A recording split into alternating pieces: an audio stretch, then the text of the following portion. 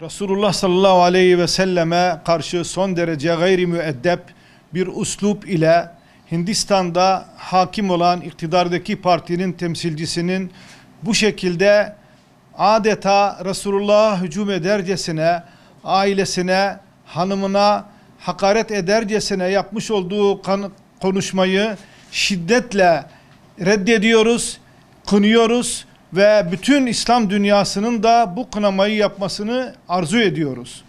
Resulullah sallallahu aleyhi ve sellemi savunmaya ihtiyacı olmayan büyük bir şahsiyet ve son peygamberdir. Resulullah sallallahu aleyhi ve sellemi savunmaya da gerek yoktur. Resulullah Allah tarafından "Vallahu ya'simuke minen nas" buyurmak suretiyle Allah onu korumuş ve koruma altına almıştır. Hiç kimsenin de onu savunmasına ihtiyacı yok. Ancak ümmet olarak Resulullah'a olan sevgimiz, Resulullah'a olan muhabbetimiz ve ona karşı olan görevimizden dolayı onun yanında durmak, kendisine karşı yapılacak her türlü saldırıyı reddetmek, inkar etmek ve bunu yapanlara karşı da her türlü savunmayı yapmaktır. Bu ümmetin görevidir. Allah nasip ederse yarın Perşembe günü öğle namazından sonra Hindistan konsolosluğu önünde bütün Müslümanlar aynı şekilde bu basın açıklamasını yapacaklardır. Bütün ümmet fertlerini oraya davet ediyoruz.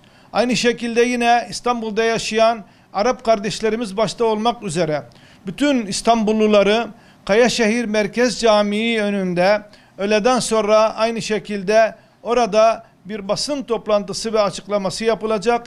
Herkesin katılmasını arzu ediyoruz. Ve tekrar söylüyoruz ki Hindistan'da yapılan bu yanlış davranışı bütün ümmet olarak reddediyor, kendilerine iade ediyor ve özür dilemelerini istiyoruz. Hindistan hükümetinin kesin olarak bütün İslam ümmetinden özür dilemesini bekliyor ve ümmetin de buna karşı tepki vermesini rica ediyoruz. Bütün camilerimizde ümmetin bütün imamları bu konuyu dile getirip Hindistan'daki bu rezaleti reddetmelerini ve Hindistan hükümetini kınamalarını arzu ediyoruz. Herkese teşekkür ediyoruz. Vesselamu aleyküm ve rahmetullahi ve berekatuhu.